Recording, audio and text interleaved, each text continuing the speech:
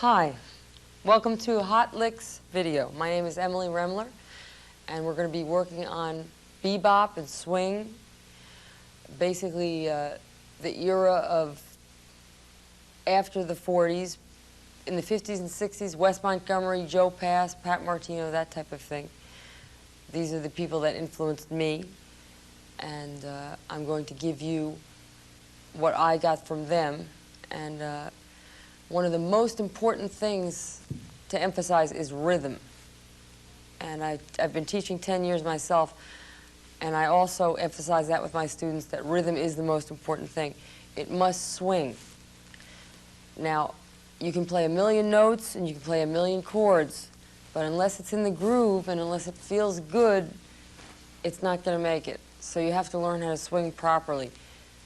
And that is the thing, that you have to move your body. If you might have noticed, I was moving my neck, my left foot, it taps on 2 and 4, which is in sync with the accent of the hi-hat. And that way I feel the swing going through my body. I'll just play the melody one more time. 1, 2, 1, 2, 3, 4.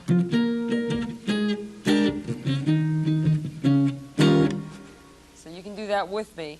The chords will be diagrammed. You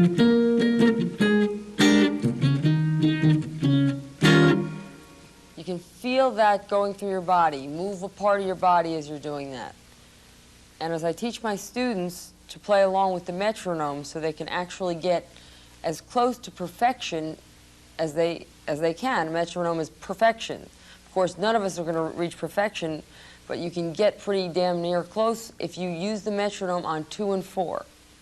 Now, most people, classical musicians, and if you're playing Latin music, things like that, the metronome is on steady 1, 2, 3, 4 of the beats.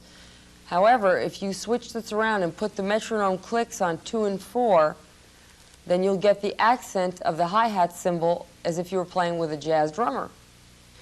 So I'm going to put the metronome on 2 and 4. I'm going to play a B-flat blues scale for you also. And I'm going to play it with the metronome on 2 and 4. First, I have to show you how you do this. For some people, it takes longer time than others. You have to put the metronome on a very low number. I've got the metronome now on 48. Okay, I'm going to put the metronome on.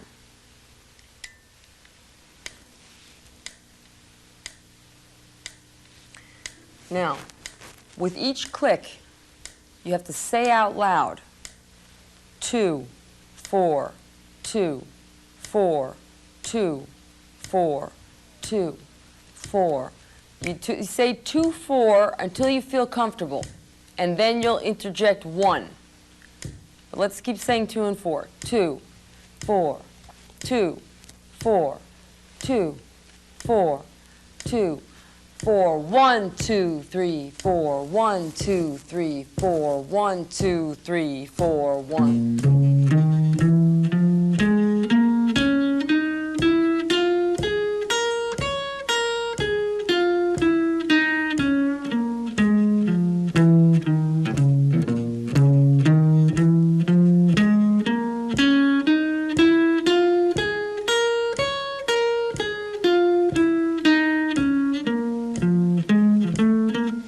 Now, the best thing to do now that you have this scale, if you have the scale down, stop the tape. If you haven't gotten it yet, stop the tape and go down, is to go up and down the scale and try to produce some melodies.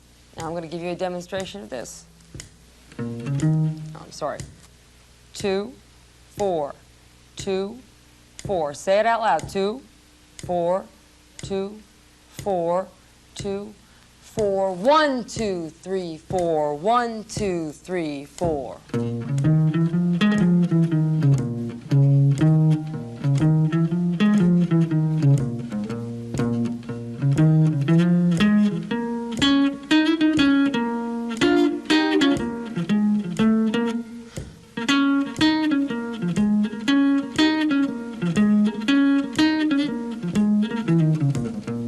Okay, now that is pretty much in the pocket. I hope you can feel it as well as I can, that is pretty much swinging. An example of not swinging would be rushing the beat. A lot of guitarists, including myself, have had to work for years. The tendency is to rush. Okay, this is an example of a rushed beat. 2, 4, 2, 4, 1, 2, 3, 4, 1, 2, 3, 4.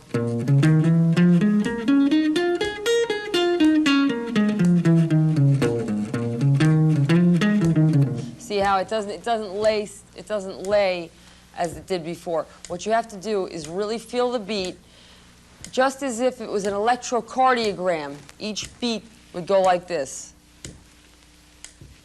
like that, and you want to be on the crest of the wave. 1, 2, 1, 2, 3, 4.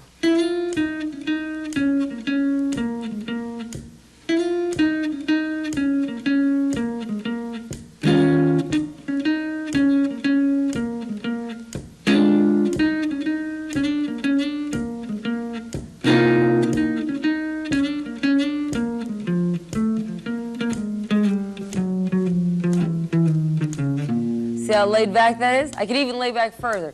This would be a real laid back. First we say our 2, 4 to get into it. 2, 4, 2, 4, 1, 2, 3, 4.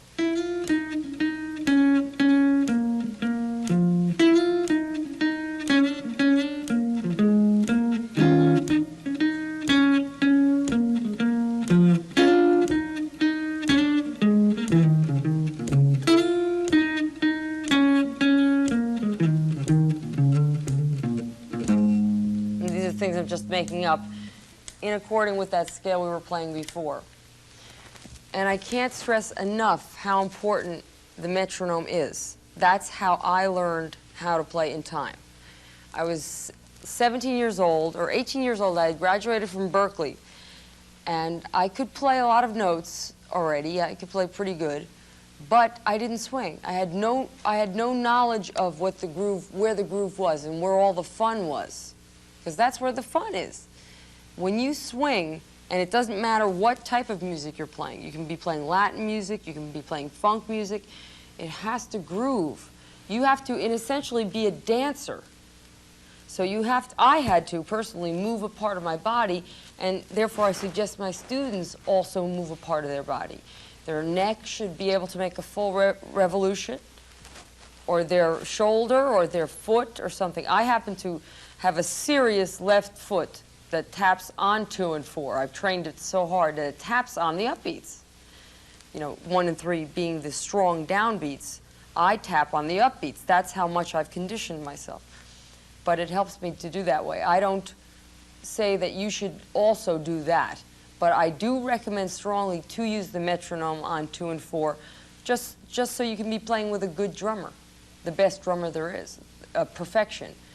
Now, what this is going to do for you, if you play any melody with the metronome on 2 and 4, your time, you'll begin to hear where your flaws are, where you're rushing and dragging, and you'll get more sensitive to where the time is.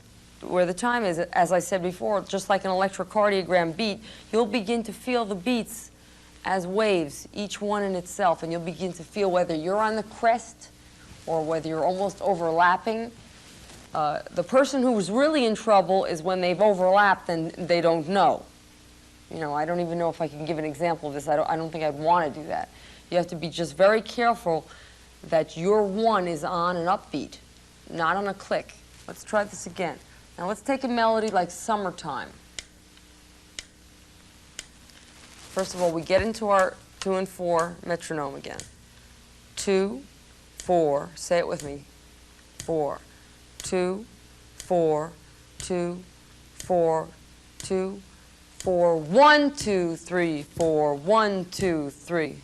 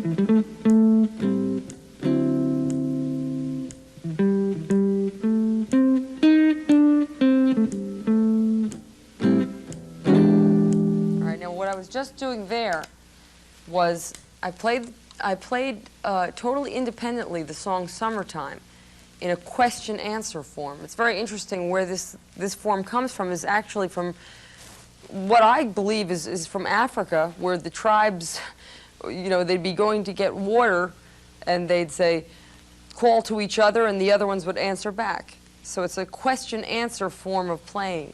And this is, a lot of Wes Montgomery's music is question-answer form. So here's my melody, and then I answer myself, where there's room to put the chords. I had played the melody, I answered myself with the chords, and I'm a totally independent musician here. I developed this particular chord solo so I could show off at music stores, because I didn't want to go into Manny's on 48th Street and just play little parts of Led Zeppelin songs and things like that. I wanted to be able to play a full tune all by myself in rhythm all the way through. And I wanted to be able to play the chords and the melody together. In other words, when they asked me, do you play lead or rhythm, I wanted to be able to say, I play both. And it's true. Now I play lead and rhythm and bass at the same time. And that's a total jazz musician, jazz guitarist should be able to do. You should be able to be totally self-sufficient without the band behind you. And there's a whole lot of my students come in with, yeah, but when I'm with the band, it sounds so much better. What I tell them is, let me hear you play this tune all the way through in exact time by yourself. And let me hear you take a solo, and let me hear the chord changes behind it. Now, there's a way I do this for the B-flat blues, which I'm going to go back to the B-flat blues now and refer to that, is using the guide tones. The guide tones are the most important notes of the chords. They're the third or the seventh of the chord. The third or the seventh determine whether the chord is a major, minor, or dominant chord. Now, I'll play for you by ear. You can hear this by ear what the guide tone is. I'm going to play a set of chord progressions. We don't even have to worry about what chords I'm playing. I want you to be able to hear what notes, what's really going on in these chords, what the guide tone line is.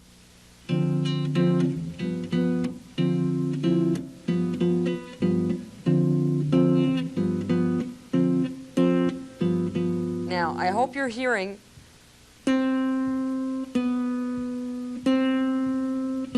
I'll do it again.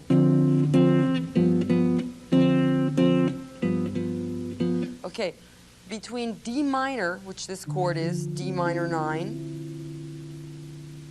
and G7 13, what's really happening is a C moving down to a B.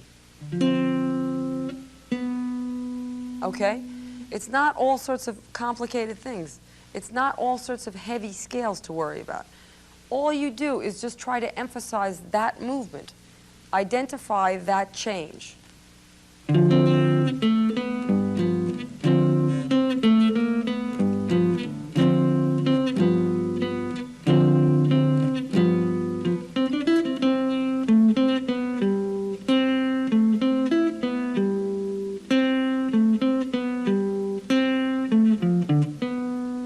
Change? Okay, here's another set of chords.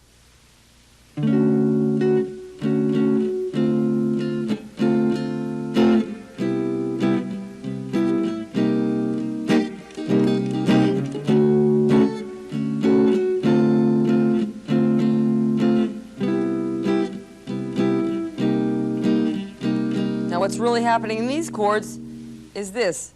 2, 3, 4, 2, 3, 4, 2, 3, 4, 2, 3, 4. That's what's really going on. Those are the guide tones. That's what your ear hears. That's essentially the meat of the chord. Not the root, not the fifth, because that's not going to tell you whether the chord is major or minor. What just happened was I was taking a D major 7 chord, moving down to D minor 7, and you heard the third moving down, going down to C major, and you hear now again the third moving down to C minor. So major and minor.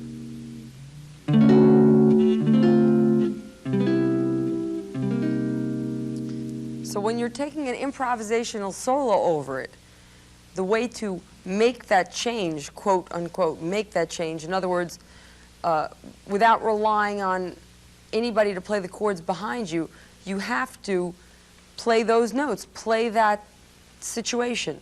Play the third moving down to the flat third.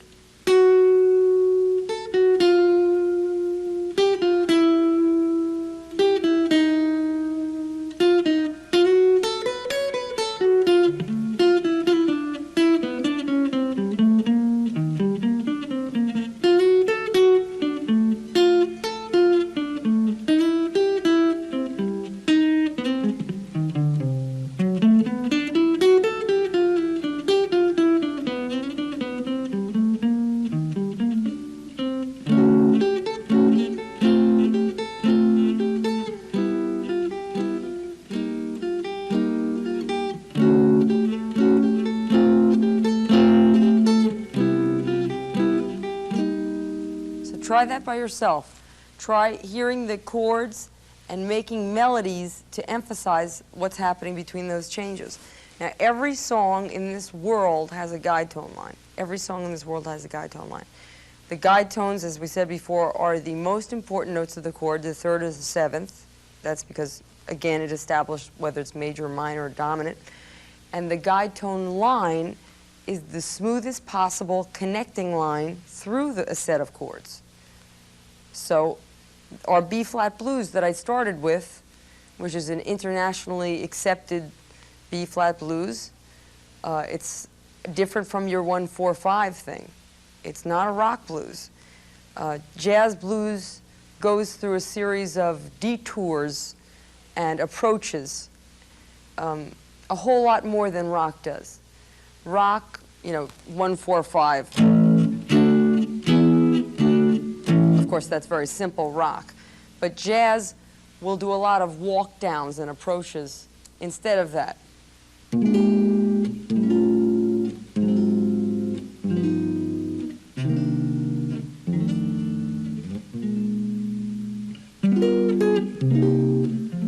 Those are all turnarounds.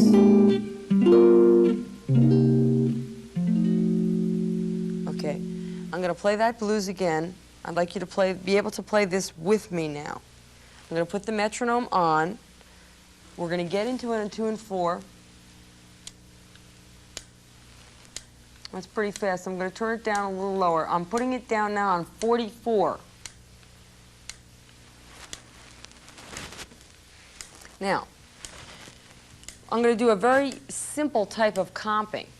I noticed myself, I noticed myself that when I made my rhythm tapes, because basically the way I learned to play was by making rhythm tapes and jamming along with them. So it's sort of strange because that's the way I learned how to play. I would make, when I make a record, I make rhythm tapes of every single song with the metronome so I can still check that I'm okay, that I'm right. And I lay down the rhythm tracks about 5 minutes per tune, and I jam over it. And if I can't do a particular lick, I stop the tape recorder, do the lick 15, 20 times, and then I resume playing over it until I'm comfortable over it. That's the way I practice. It's very uncomplicated. Now, there are a lot of things that I have thought of, sat and intellectually thought of, and we'll get to a few of those. The guide tones being one of them, actual thinking of the guide tones. And what I will do is we're going to write down this diagram and have the guide tone line written out for you. The smoothest possible movement between the chords. And what I'm going to ask you to do is to be able to play the guide tone line over your own rhythm track of B-flat blues. In other words, tape yourself, record yourself playing a B-flat blues with the metronome on 2 and 4. That's going to be hard enough as it is. For some people, it takes a whole month to get into that 2 and 4 thing. Really feel the swing through your body, move your body, and lay down about a 5-minute rhythm track of a B-flat blues. Okay. After that, you're going to play the guide tone line that's going to be written in music or tablature, whatever the case may be, which are the connecting notes, which are the most descriptive notes of the chord. Here's a guide tune. Here are both of the guide tones of a blues. All I need is 2 notes to play a blues. And listen to this.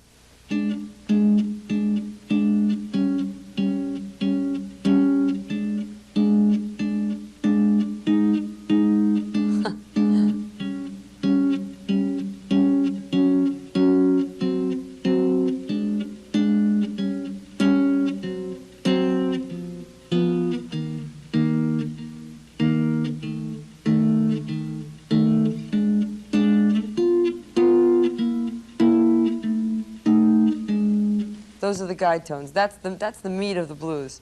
So what you have to do is to be able to make those changes rather than just play blues scale over it. To be able to make all those chord changes, which, as I said, are different than the 1-4-5 because they have a lot of approaches. There's 2-5-1s. 2-5 in the key of B flat would be C minor 7 to F7. There's the turnaround at the end. B flat 7-13, G7 to sharp 9, G7 sharp 9, C minor 7 to F7 sharp 9. And there's an approach to the 4 chord. On the 5th measure, we have a 4 chord, as with all blues, we have a 4 chord. We have an approach to the 4 chord.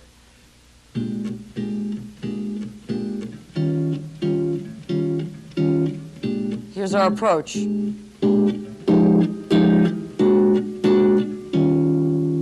That was a 2-5 approach to the 4 chord. Okay, so instead of just rattling out the chords as in rock, we're approaching, we're tension releasing, we're taking detours and doing a lot of approaching and sort of delayed resolutions and things like that. That's what jazz is about. Okay, so putting the metronome on, I'd like you to play this with me. These chord progressions. And we're going to do a very basic rhythm. Actually, it might sound sort of corny to you.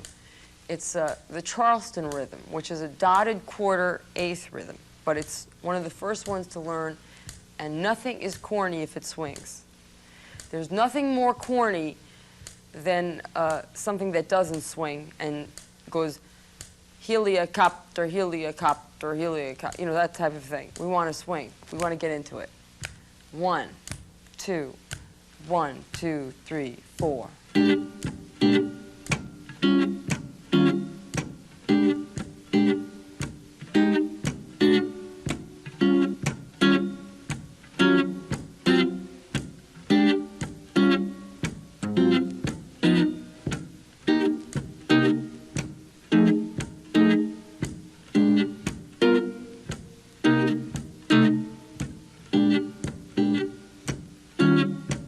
Keep going.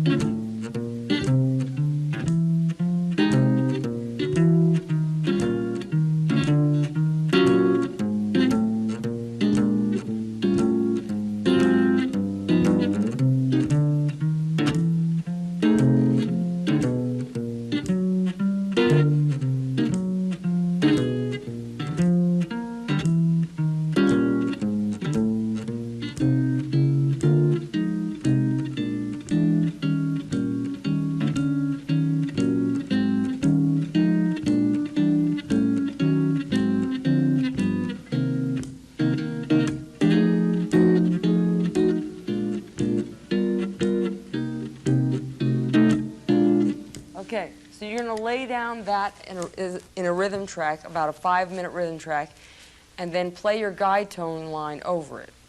Now, here's your guide tone line. Let's see if you can hear the blues just with the guide tone line. It's a very boring line because it's all half notes, whole notes and half notes. Half notes being the measures where there's 2 chords per measure, and the whole notes being, of course, the measures where there's 1 chord. Here's your guide tone line. I'm going to play it in octaves. 1, 2. Oh, let's get into our 2-4 in the way we usually do it. 2, 4. Say it with me. 2, 4, 2, 4, 2, 4, 2, 4. 1, 2, 3, 4. 1, 2, 3, 4. 2, 3, 4.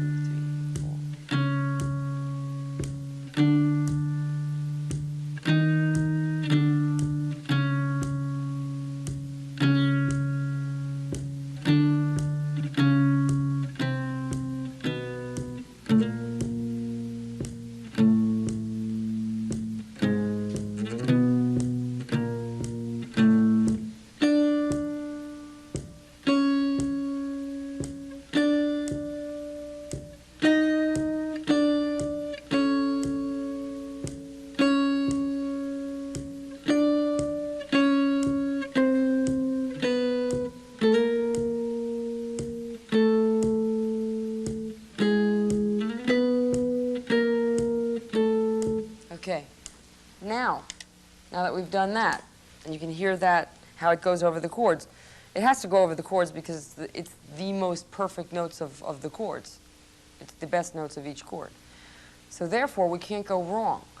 Now, what I give to my students in private lessons and what I'm giving to you now as an assignment to do, and what I'll show you myself, is to play the guide tone on the first beat of every measure, and then you can go from there to Mars and back, as long as you hit the next guide tone on the next measure.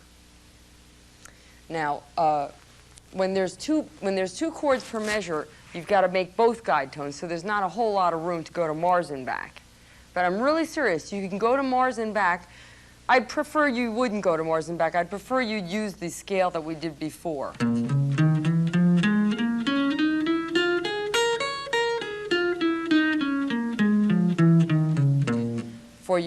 For your intervening in between the guide tone line. And you'll notice, by the way, that everything has been in the middle of the guitar. Don't worry too much about positioning, but do things that are natural to that position. I'll do that scale one more time.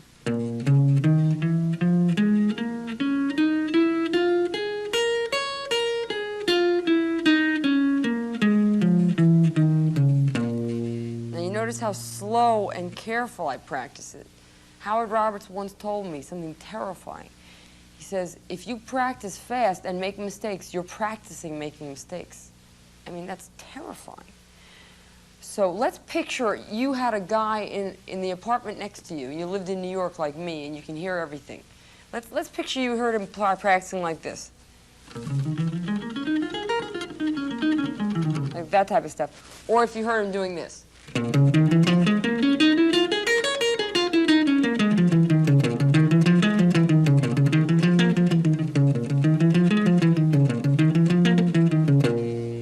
Play with conviction, play loud. Now I'm not picking so hard, I'm pressing with my left hand.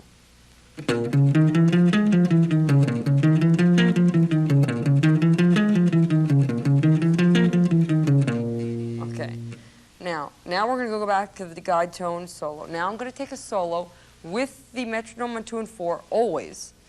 And I'm going to play a guide tone, the guide tone specified on the first beat. I'm going to stray away a little, do a little melody, but I'm going to come down on the next guide tone right on beat 1. Not on the and of 4, not on the and of 1, not on the off beats, but right on beat 1 of each measure. And as I said before, when there's 2 chords per measure, you've got to make both guide tones, so there's not a whole lot of time. Here we go. The guide tone line will be shown to you on the screen, and I'm going to hopefully make it myself. It's a hard thing to do. What this does is force you to make the changes, each change. You see, instead of avoiding the areas where you can't hear naturally, get down and fix those areas up. You know what I'm saying? I mean, don't have any void areas. Stop half-stepping, because I used to half-step everything. Just avoid those chords. These chords, listen. Sure, you can do this. You can do that if you want. But wouldn't it be nice to make all those changes happen? Okay? Make all those changes happen independent of the pianist, of the other guitarist, of the bass, to be able to hear all those changes. Now, I hope you'll be able to hear these changes. I'm going to play the guide tone on the first beat, I'm going to play a little melody that I'm going to just make up spontaneously in between. It doesn't have to be a masterpiece or anything, but the important thing is that I'm going to come down on the guide tone on the next beat. And the other important thing is to also be in sync with the metronome. And as I said, some of you will have trouble with the metronome staying in sync with that metronome. Remember that your click is on the upbeat, that your 1 is between the clicks. So let's get back into our 1 again. And I'm going to play my guide tone. I'm going to take a solo now, playing the guide tones on every first beat. And as I said before, first and third beat when the case is 2 chords per measure. Here we go. The tune Tenor Madness, as a matter of fact, does that naturally. Some of you might be able to check that tune out. I don't believe it's in the real book, but it's a pretty much well-known tune. Here we go. Let's get into 2 and 4 together. 2, 4, 2, 4, 2, 4, 2, 4, 1, 2, 3, 4, 1, 2, 3, 4, 1, 2, 3, 4, 1, 2, 3, 4.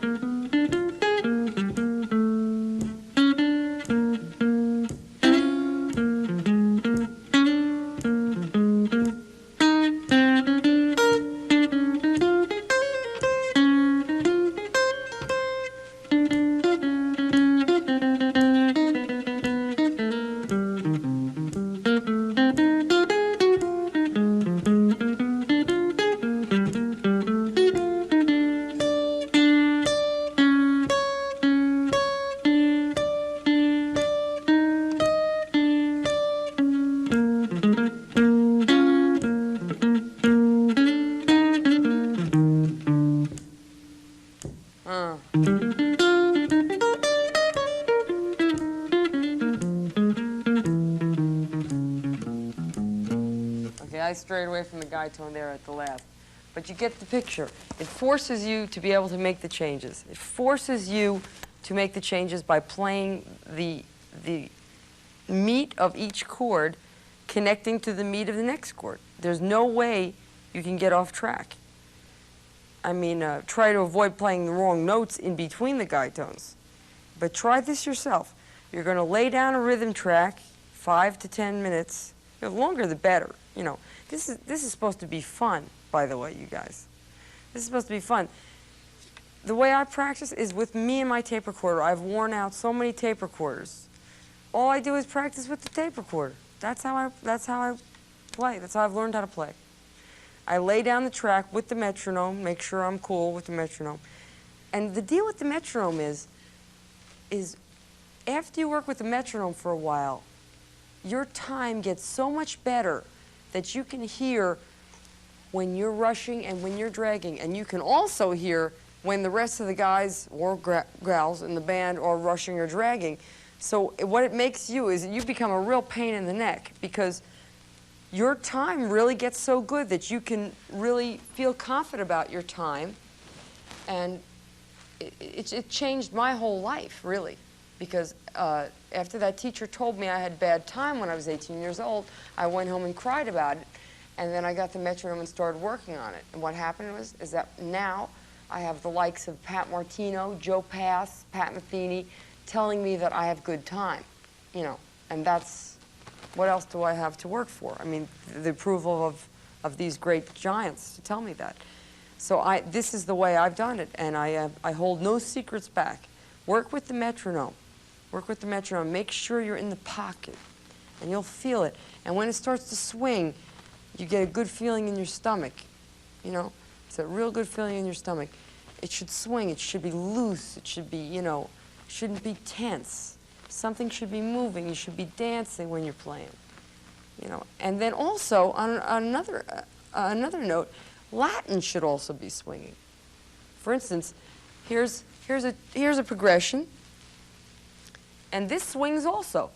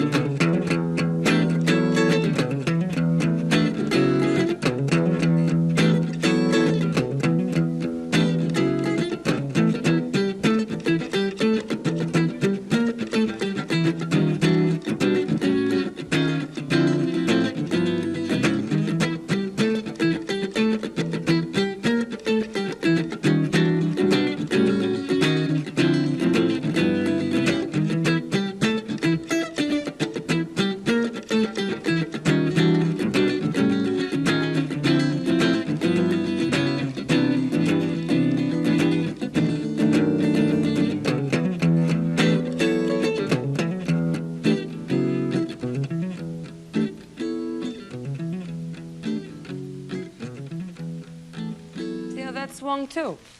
And that wasn't bebop, that wasn't swing at all. That was Latin. But it swung, it moved. Michael Jackson swings, funk swings. Everything must swing and not be stiff. Now, I guess classical music swings in its own way. I don't play classical guitar, but it's pretty much a little more rigid.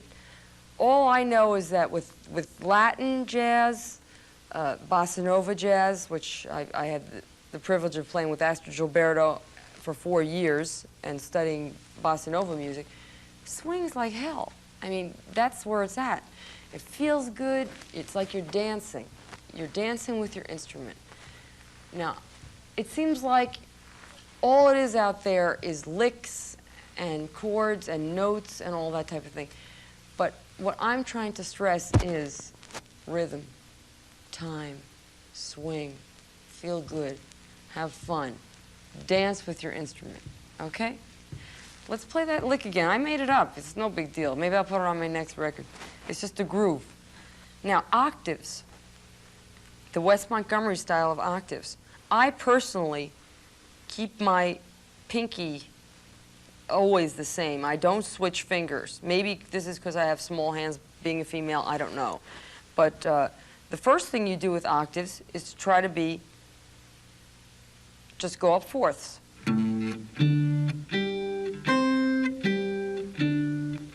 You'll notice some of them are 2 frets apart, some of them are 3 frets apart. Let's do that again. Maybe the second step would be now to make a scale.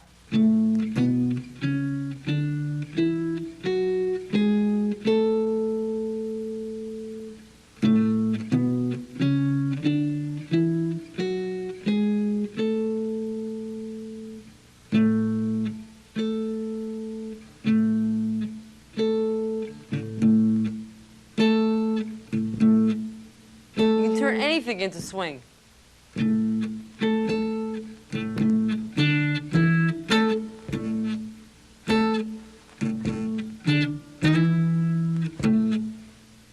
Now, you'll notice I usually put my pick in my mouth. I'm trying not to do it today so I can look halfway decent. But I have my pick between my 2 fingers and I'm playing with my thumb because I feel the fleshy sound is more warm. Now, don't worry too much about muffling the inner strings when you're playing the octaves. Don't worry too much about that. That should happen naturally, really. For instance, you see there is an inner string. It gets muffled naturally. Put your hand at a right angle. And I always tell my students, forget this. You know, maybe Jimi Hendrix, his hands were so big that he could do that. But if you're playing like this, you're cutting down on all your power. Because if you put your thumb like this, I guess this is classical technique in a way, you can have all your forearm. And I know, I can tell you, as a female, I've had to build up I got a serious bicep in this left arm because I've had to build up muscles. I've had to build up these muscles. When you play with your thumb in the middle of the back of the guitar, especially with octaves, you've got to build up a lot of muscles and a lot of strength. Then you've got your whole forearm behind you. Okay. Let's take that melody again.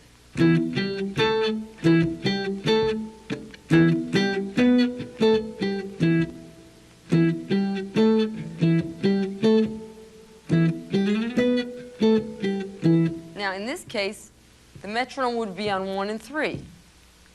See how I'm tapping my foot on 1 and 3? Let's find a good tone for it.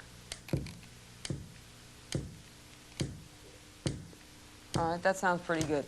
Because this is not, the accent of the drummer would not be on 2 and 4. This is Latin now. But it's got to swing also. It's got to feel good too. It's got to feel good, guys. It's not so serious. Don't worry about the competition out there. Just have a good time, man. Like when you were 15 and you picked it up and you played in your living room. Keep that up. Egberto Gismonti told me, who is one of my favorite musicians, he says, it can't be work. Don't make it work for you. It's got to be fun. It's still got to be fun. When I sit down, the way I practice, I play along with my tape recorder. I go out into trance land. You know, that's how I practice. no heavy scales, no heavy patterns. I make up melodies. Maybe I'll play a couple of scales to warm up, but I'll play licks. I'll just play music, just fool around. Here we go. Let's mix up something.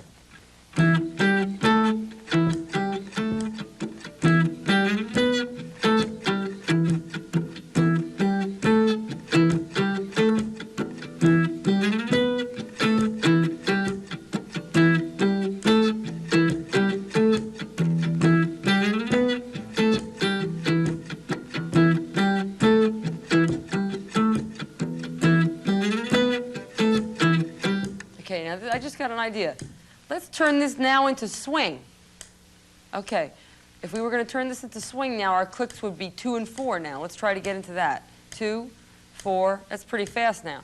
4, 2, 4, 2, 4, 2, 4, 1, 2, 3, 4, 1, 2, 3, 4.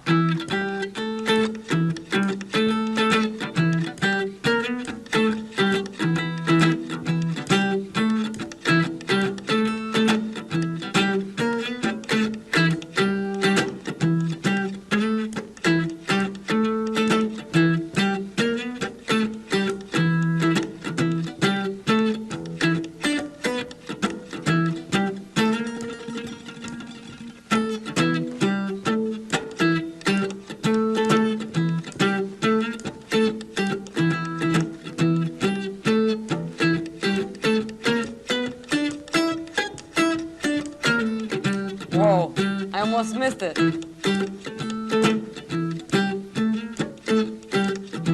So you see the difference. Okay, let's bring it back now to 1 and 3. 1, 3. 1, 2, 3, 4.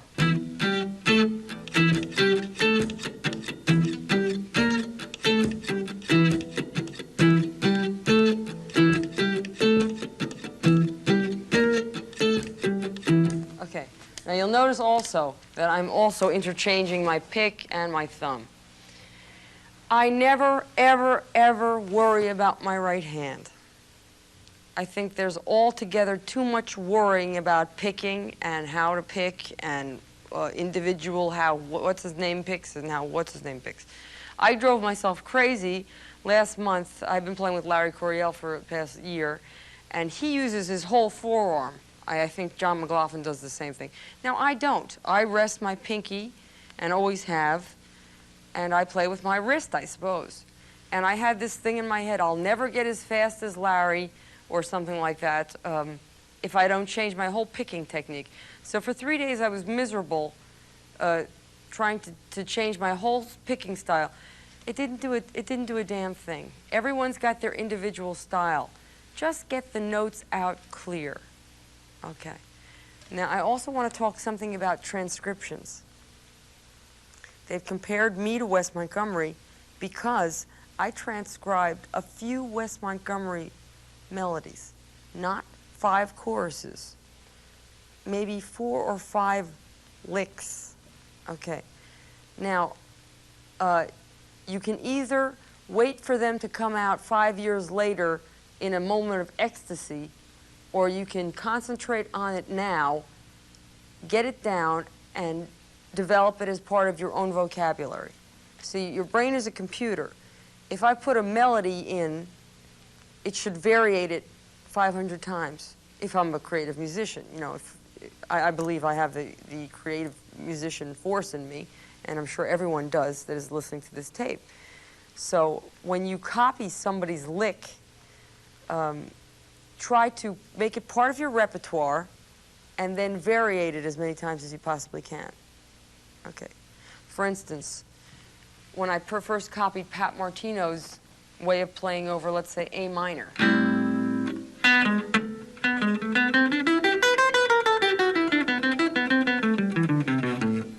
I think that's probably it. But I've done it so much now that I start it now like Pat did, and then I'll end it up some other way.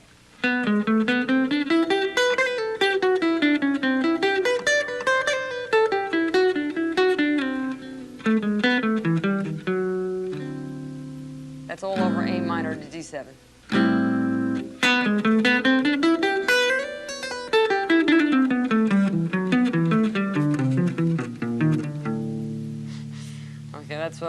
working on fourths now, which is the hardest.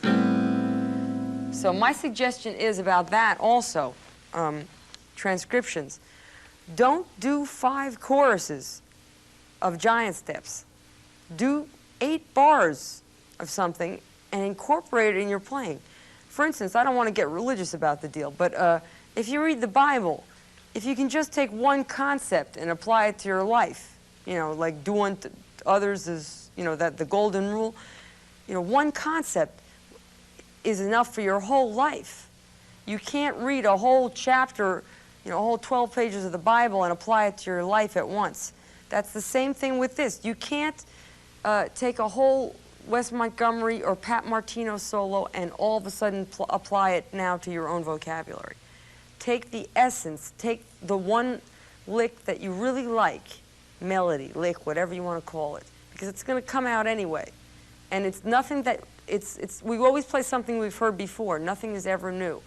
Maybe you played it, you heard it when you're 3 years old. It comes out in a moment of improvisation. But no one improvises 100% of the time. Basically what I've got down is maybe 25 or 30 licks in certain minor keys, especially because I play a lot of minor.